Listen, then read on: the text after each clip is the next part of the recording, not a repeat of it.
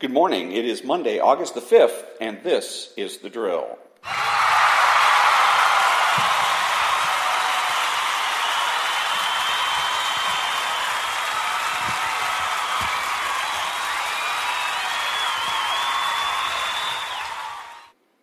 And thank you very much. This is Ron, your host, the only true conservative in the United States of America today, because I'm the only one that makes the presumption for the status quo. My podcast is about demonstrating how to beat the left each and every day. And my podcast is made possible by Spreaker.com. It can be heard on iTunes, Spotify, Google, and YouTube. My email address is storytimes@hotmail.com. I'm on Twitter at Ronald Hardgrove and on Facebook at The Drill. I started my socio-political odyssey as a conservative Republican. I eventually became a libertarian, and I'm currently an independent with conservative leanings, true conservative leanings. But one of the reasons that I quit being a conservative Republican was that I realized that being a conservative Republican was being involved in a trap. The left decided that where people stand on political issues is where they stand right, left, or center, whether they're a liberal or a conservative, etc. But those standards that the left set up were standards that were made by them for them to guarantee that they would win all the arguments and to try and guarantee that they would win all of the political battles as well. So upon thinking about it, I realized that the only way that for a conservative to win is to become a true conservative. And that means by redefining what it means to be conservative and to embrace the philosophical roots of conservatism. And by changing that, I can not only win, but I can win every day, all the time. And so the purpose of my broadcast is to demonstrate how to defeat the left each and every day. Now, there was some mass shootings over the weekends in Dayton and in Texas, and I'm very much saddened to hear about it. It's always stressful. It's always stressful to hear about these kinds of things. And doubly shocked that it happened, one right after the other. And so I've got a couple of things I want to get off my chest about that real quick. I'm not going to spend a lot of time on it because everybody's opining on what should be done about mass shootings right now. So also I wanted to get to issues. When I was talking about earlier about issues, it has occurred to me over the past weeks and months that just because the issues, abortion, the environment, etc., that the left has put out are not good for the right to embrace or for conservatives to embrace, doesn't mean that there aren't any issues for conservatives to think about and to promote. And so I want to offer my list for what I believe true conservatives should be concerned with if they're not going to be as concerned with the issues that the left presents. That would be reform of the slander laws along the lines of what Justice Thomas is talking about, the decertification of public employee unions, the changing of the bars, associations, and medical boards that currently, medical boards are the ones that are going to decide who becomes a doctor, and then the bars decide who it is that's going to become a lawyer. And those are rife with conflict of interest, and so there's a prima facie case for change there. Congressional reform, a return to the gold standard, a return to nonprofit news, and that's as a start. So those are some of the issues that I'm going to be dealing with this morning when I get back.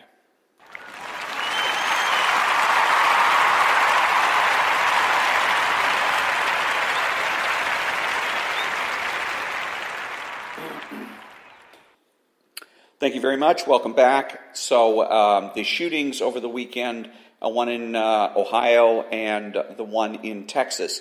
I'm going to basically reiterate the things that I've said before, that the solution, they're criminal acts.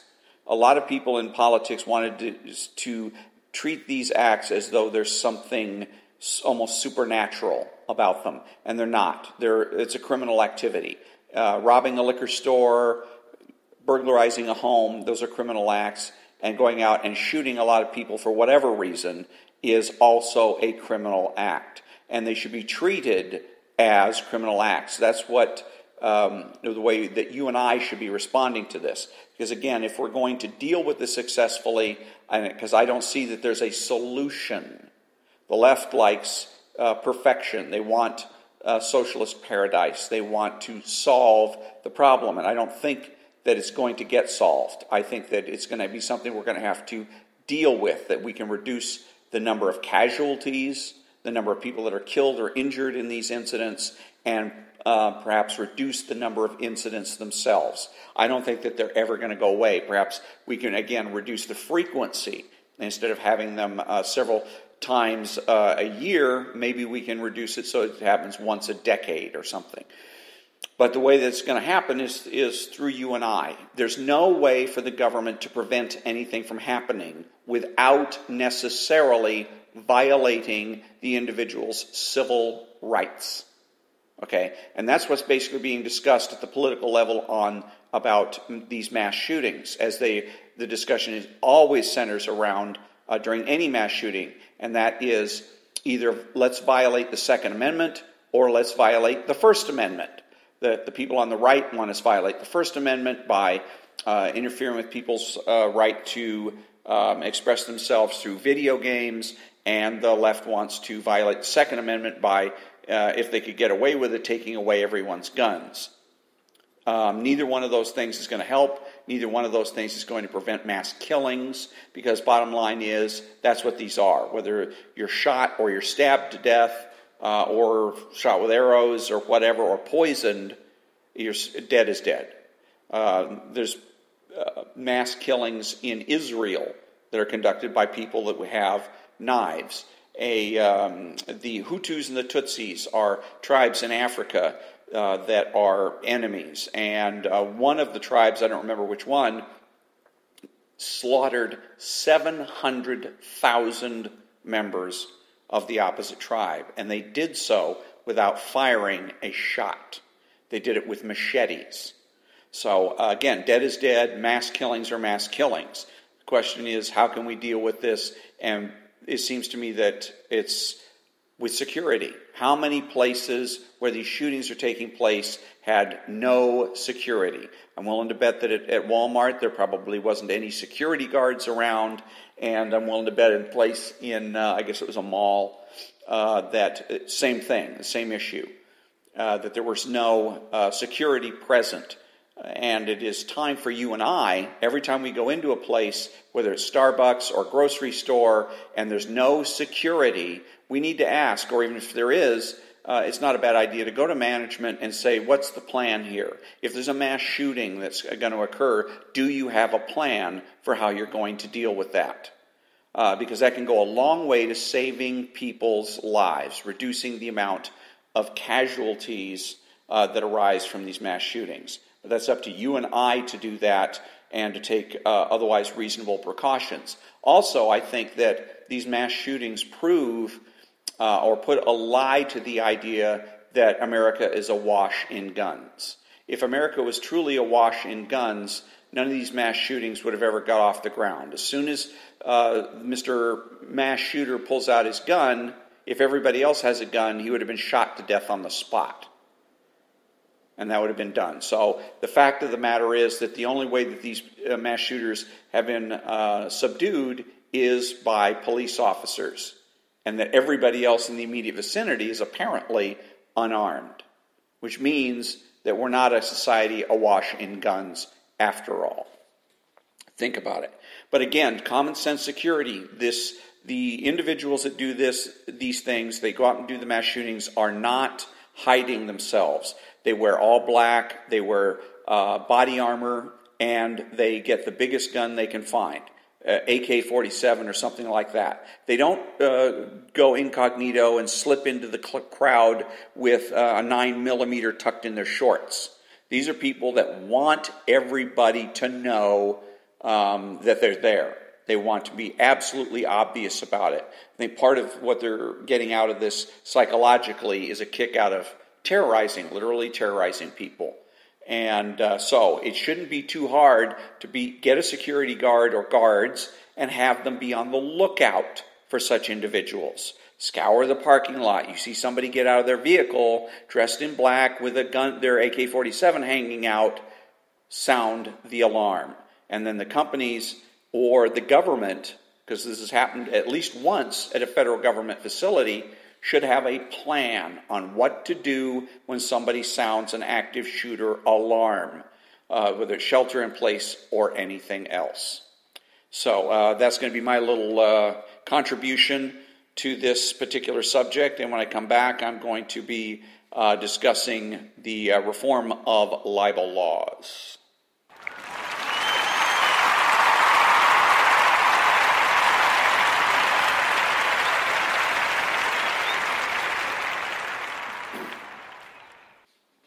Thank you very much, and welcome back.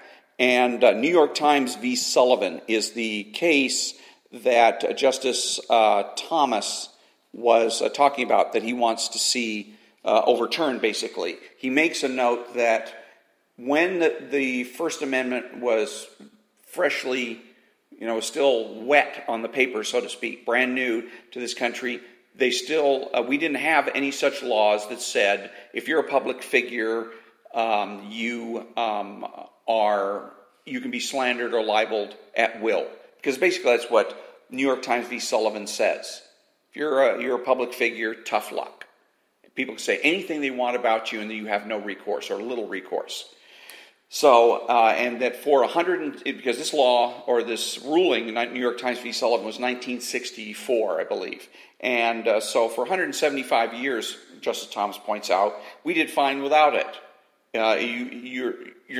There's no such thing as a right to harm people. There's no such thing as a right to libel. There's no such thing as a right to slander. But that's what we have going on in this country each and every day. Every time you turn on the news, somebody else is usually public figures like politicians. Rush Limbaugh, what could be Rush Limbaugh? He's slandered plenty of times. But President Trump getting slandered lately by being called a fascist or being called a Nazi or a racist.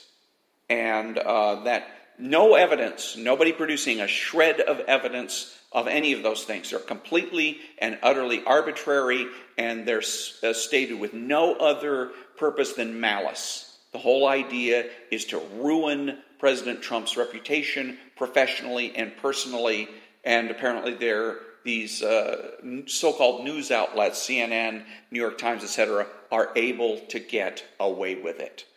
And they shouldn't be allowed to. And we're not going to have any civil discourse in this country until we do change or overturn New York Times v. Sullivan. We're going to just continue to have this kind and it was not just Republican presidents either. How many times was President Clinton called a rapist when he was never, ever brought up on charges of rape? He was never convicted of rape, and that there is no real evidence. There is some testimony on the part of the victim that he raped her, but that's it. There is no other evidence that says that he actually raped anybody, yet he's referred to by people on the right as a rapist.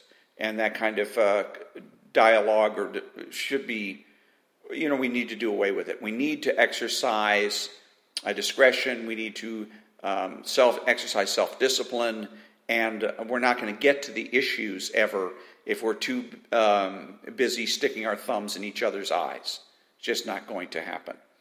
So when I come back, I want to talk about decertifying public employee unions as another one of the issues that true conservatives should be concerned with.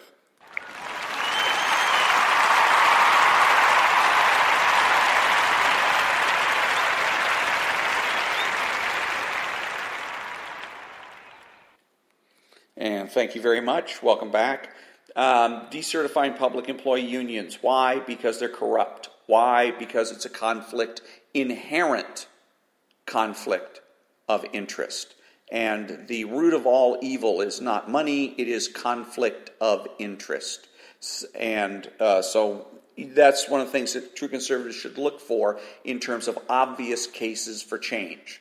The true conservative makes the presumption for the status quo, but makes change when there's an obvious case for change. And one of the obvious cases for change is anything that involves corruption and conflict of interest. And there is no bigger example of conflict of interest than public employee unions. So the police departments, for instance, that want to do as little as possible because, again, these unions are on a contract basis. So let's say it goes 5 years, and every 5 years they've got to renew the contract. Well, the problem is that if you're contracted with the city has a limited budget. It's not like Walmart. And if Walmart made record profits over the past 5 years, then you can go to Walmart and say, I want a cut of those profits. And that makes sense. But in a city, the city has a limited budget.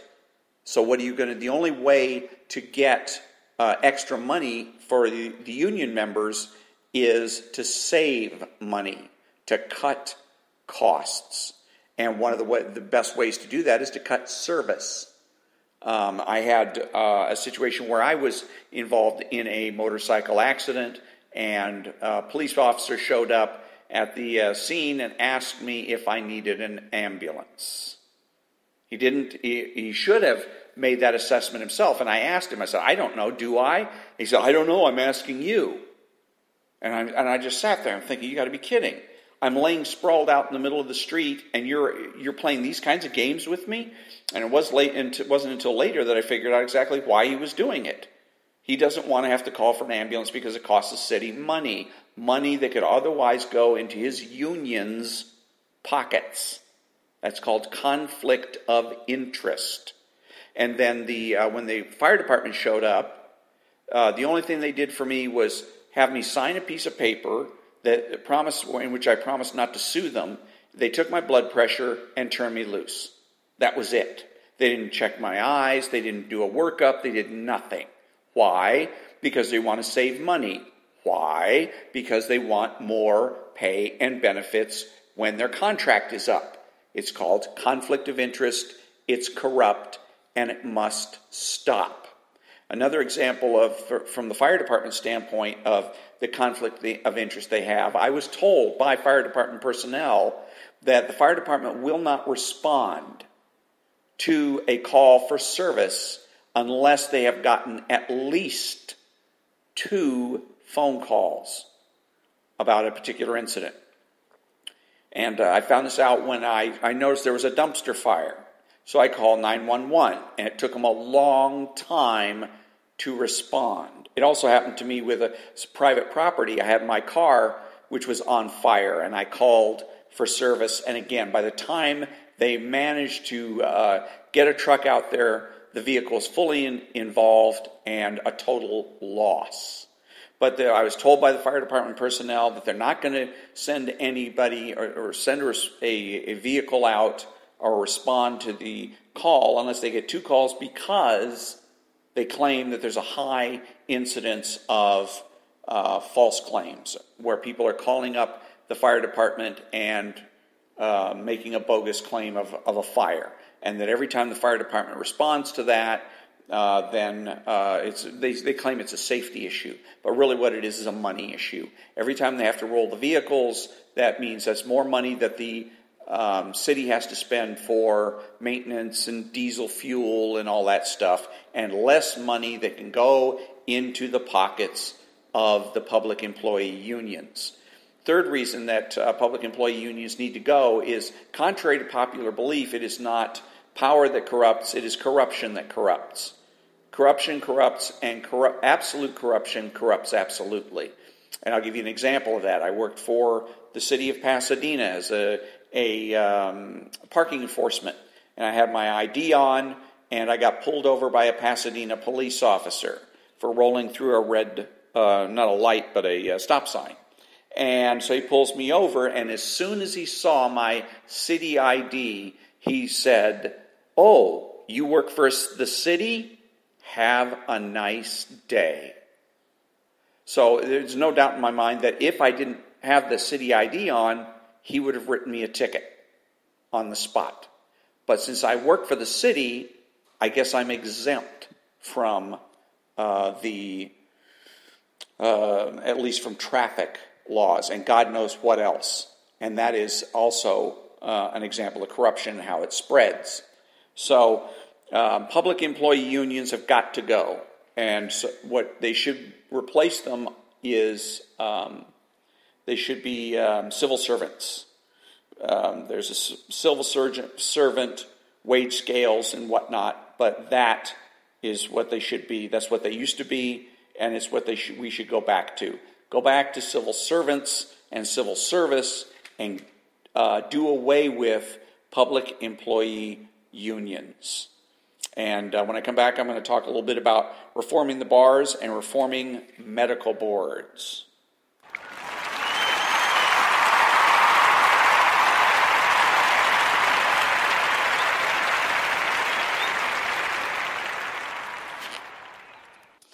Thank you very much. Welcome back. So the bar associations, and each state has a bar association. There's also a national one, but it really doesn't have much to do with hiring lawyers or disciplining lawyers. It's mainly a body for providing some standards.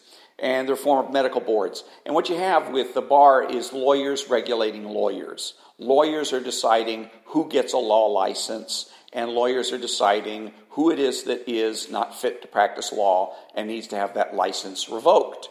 And that is a clear conflict of interest. We in the United States, we wouldn't put up with a public utilities commission like we have in California, California Public Utilities Commission, that was made up of the CEOs of the utility companies. That would be ridiculous. We'd laugh at that and say that's not regulation. That is an endorsement. And basically that's the same thing that you have here with the bar associations. There needs to be state regulatory bodies that have no lawyers on them, that will make the decisions based on what's best for the state as to how many lawyers that we need and which lawyers need to be disbarred or have their licenses removed. The same thing is with medical boards. I was looking at the state medical boards and who was on it, and 2 of the 4 were listed as MDs. I don't know about the other 2, whether or not they have some other type of medical background, but 2 of them were doctors, MDs. No, it's a conflict of interest. No doctor should be making decisions about how many doctors we should have in the state, because with lawyers and doctors, how many doctors can determine how much money they can charge. One of the things with lawyers is we're not going to get justice if everybody has to settle their lawsuits, not because of as a strategic or a tactical matter, but because they cannot afford their legal bills. That's crap, and it shouldn't be happening. So, and one of the ways to make sure it doesn't happen is to hire enough lawyers so that people can actually afford to hire somebody to prosecute or defend their case. And the same thing then goes with, like I said, the medical boards. The medical boards are going to decide, the doctors are going to decide in favor of keeping the number of doctors low so that each doctor gets to earn a lot more money. And I think that's not necessarily in the best interests of the state and the community at large. But in any case, it shouldn't be up to doctors to make that decision. It should be a board that is appointed by the governor, that is going to be staffed with people that are non-doctors, that are not MDs, to make those kinds of decisions. And when I come back, a discussion about reforming Congress.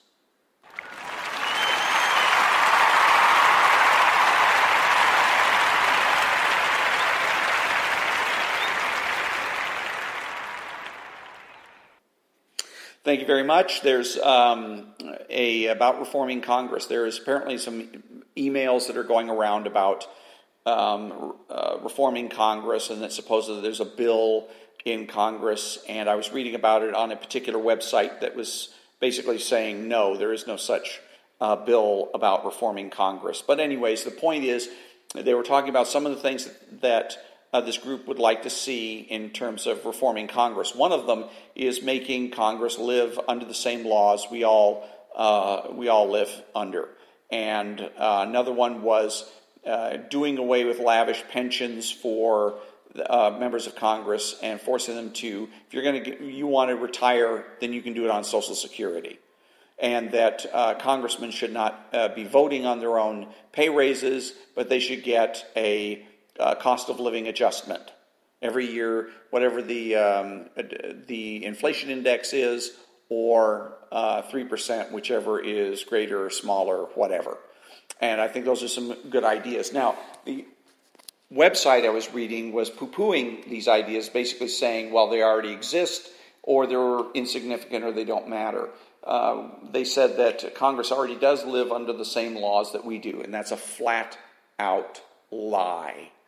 The fact of the matter is that one of the biggest congressional scandals ever in this country was when we found out that congressmen had exempted themselves from insider trading laws.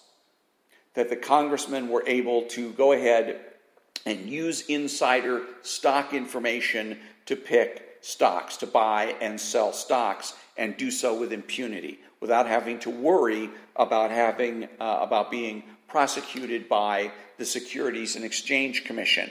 While people like you and I, if we try to do that, we end up like Martha Stewart, and we end up going to jail. And so it's the idea that Congress already lives under these laws is crap. They don't. And there should be some kind of a law, maybe it's going to have to be a constitutional amendment, that flat out states whatever law that Congress passes automatically applies to Congress and cannot be altered or waived. Another example of how Congress gets away with a whopper is with the Affordable Care Act, also known as Obamacare. When that was passed, Congress people and their staffs were part of it. They had to register with the exchanges, etc. They raised a stink about it with President Obama, who went ahead and wrote a waiver, an exemption for Congress people and their staff members. So if you're a member of Congress or a staff member of a member of Congress, you don't have to bother with the exchanges. You get your nice gold-plated health care, whatever it happened to be before the advent of Obamacare. And this is what bothers me about all this talk about socialism and we're all going to live the same way and kumbaya is BS. The people in power are always going to exempt themselves and their friends from the requirements of, or try to, from the requirements of the laws that they pass. If Congress decided tomorrow to take everybody's guns, you can make damn sure that the only people that would have guns in this country would be Congress members and members of the executive and judicial branches. People in government would have as many guns as they want, while you and I would be defenseless. Again, if you want to have true socialism in which everybody lives equally, everybody has to sacrifice, that's one thing. That's something I could at least think about. Okay, I don't want it. I'm not interested in it, but at least I could think about that. But I know for a matter of fact of looking at history, look at what's going on in Venezuela. When Hugo Chavez took over the government in Venezuela, the richest person in Venezuela became his daughter. His daughter became the richest person in Venezuela. He didn't suffer along with the regular folks, and Maduro doesn't suffer today. Him and his cronies all live well, while everyone else literally starves. That's what makes socialism so crappy. Is it eventually what it really turns into is a cult of personality. And that when you look around the world, same thing. You look at Cuba, the leaders of Cuba, the Castros live better than everyone else does. They may not live like kings, but they certainly live a better lifestyle than the average Cuban. And the Chinese are the same way. North Korea, absolutely. That very, very small minority at the top enjoy probably 90% of the resources that are available, and everyone else in North Korea literally starves. So, again, it's just another good reason to say no to socialism, and say yes to congressional reform. Congress people have to be made to understand that they're here to represent their constituents. They are not leaders, they are not change agents, and they must live under the same laws that the rest of us have to live under. And the people on that website that say differently are just flat out liars. When I come back, I'm going to be talking real briefly about a return to the gold standard.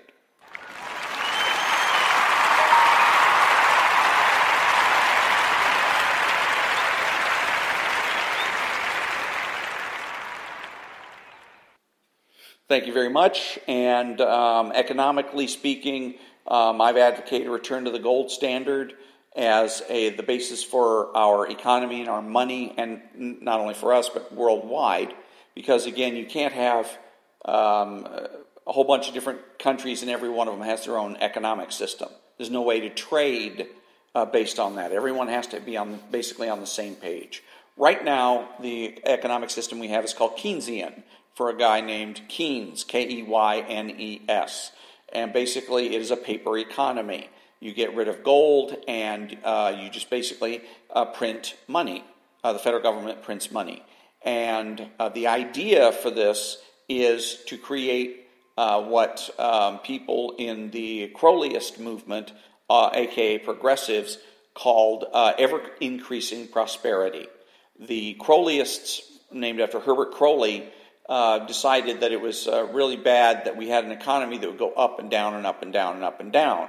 And they felt that it would be much better if we could have put the government in charge of our economy, and the government could make sure that we never, ever had a depression or recession, and that I would prosper more than my parents, my children would prosper more than I would, etc. And it would be ever-increasing prosperity with never a downside. And to that end, Keynesian economics was created. The government has to go out basically and spend money during or to anticipate in anticipation of downturns in the economy to make sure that the economy continues to rise. And it's been a failure. And it's been an experiment. It's an experiment we didn't need to be involved in. We could have stopped and thought about this, and a lot of people did, and realized that this wasn't going to work. But the idiots prevailed, and we went ahead and conducted this experiment, and it has failed over and over and over again. The last recession we had was in 2008, and it was a whopper. And we've had, I don't know how many recessions, because we went to a full Keynesian economic system back in, Nixon was the one that took us off the gold standard back in the mid-'70s. So we've been on it for that long, and we've had recession after recession after recession. It's been an utter and spectacular failure. So the question is, what do we do? Do we continue trying to give CPR to a corpse, or do we go back to the beginning and start over? You go back to the beginning and start over, of course. If you're lost, you try to figure out, well, where did I get lost? You go back to that point, and then you start over again. So in this particular case, starting over means we go back to the gold standard. Now, if some geniuses in our country can figure out something that's even better than the gold standard and better than Keynes, maybe we can think about it or discuss it or debate it or whatever. But in the meantime, we need to return to the gold standard. It's a better idea all the way around. It produces an economy that has a tendency to be deflationary. It's going to be a smaller economy, and there's going to be a lot less waste because prices are going to have a tendency to go down. People are not going to be encouraged to go out and spend. They're going to be encouraged to save their money, put it aside, and wait for their purchases. And so producers, the people that are selling things, are going to have a tendency to produce things with quality. That's the way they're going to try and encourage people to spend their money. by telling them, yes, because after all, figure it out. Right now, most of the stuff that you're buying is plastic. I went out and I bought headphones, Bose headphones, $250, and it's plastic. Every bit of it is plastic. It was so disappointing. $250 for plastic. That's ridiculous. And in a gold standard economy, it wouldn't be happening. If I'm going to shell out a nickel for something, I want it to be worth that and more. So I'm going to be getting wood, gold, copper, precious metals of various sorts. It's going to be solidly made. Right now, if something breaks, you don't bother to take it to a repair person. There aren't any repair people. You just throw it away and buy another one. But in a gold standard economy, you're not going to do that. You spent your good, hard-earned money on this, and you bought a supposedly quality product, and if it does happen to break, you're going to go out and have it fixed. Okay? So what that means is what? Less pollution, less waste, less items, fewer items in the landfills. So that's one of the good reasons for the gold standard, and I'll be discussing more in the months to come. So when I come back, I'm going to be talking about a return to nonprofit news.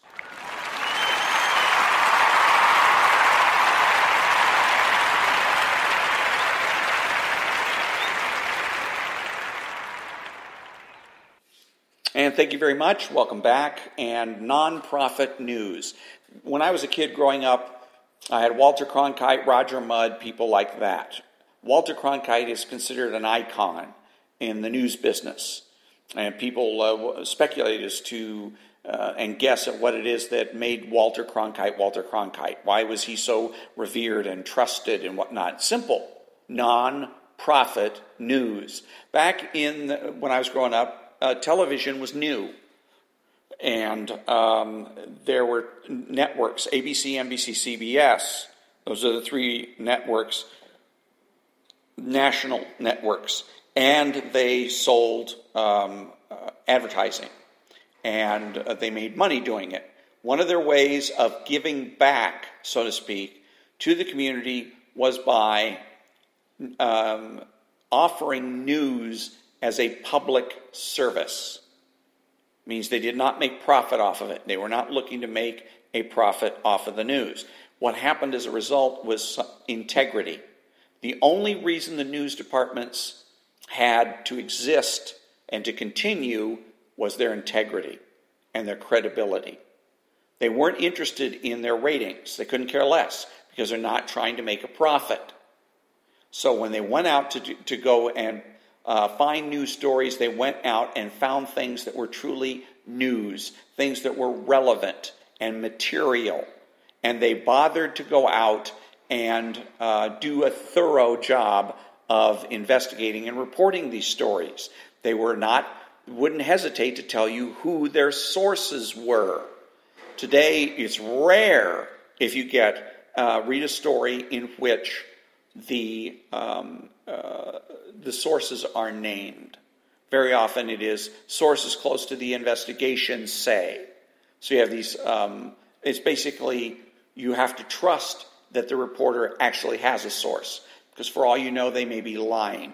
You didn't have that back in the day of Walter Cronkite. People were more forthcoming about having, writing the news. The other thing that changed, not just with profit, but that there became such thing in the 70s or 80s, I guess, with the Nixon administration of investigative journalism, is what they called it. And that was Woodward and Bernstein, and they would go out not just to report the news, but they became like detectives. And so they would go out and sleuth around to try to do basically exposés. And I think that was another situation that turned out to be where in the final analysis it's worse. We are worse off for that. At first it seems like it's a great idea. You're exposing things that otherwise wouldn't have come to light at the time that they did, but it also encouraged secrecy. This is where you get into the unnamed sources. There was a source that Woodward and Bernstein had, and he was only known as Deep Throat. Okay, so he's an unnamed source, and they eventually named him, or he came out and named himself eventually. But again, we have only their word to take for it that they actually had this source. It's too easy for a journalist to simply lie. And it's happened, where in the New York Times, there was an individual who was supposed to be a promising news reporter who just created fiction, passed them off as news stories, and they were published. Eventually they caught up with him, and he was dismissed, but the damage is done. The reputation of the news department is damaged, and damaged forever. Bring back non-profit news. In the meantime, you and I can look for, and there's a list I saw on a website of news organizations that are non-profit. So I'll be discussing that in future episodes. So that is going to pretty much do it. Those are the issues that I believe true conservatives should be interested in. Reform of slander laws, decertifying public employee unions, reforming the bar and medical boards, reforming Congress, returning to the gold standard, and returning to nonprofit news. Back in a minute.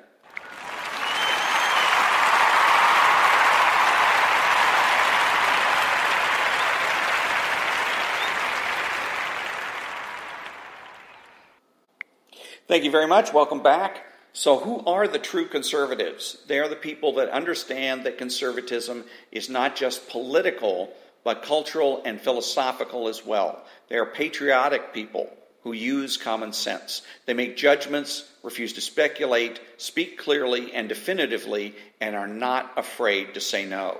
They are open-minded, asking why rather than why not. They are consistent, credible, and influential.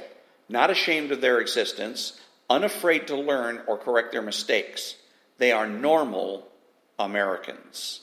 And that brings me to the conclusion of another episode of The Drill. And until next time, thank you very much for listening, and have a great day.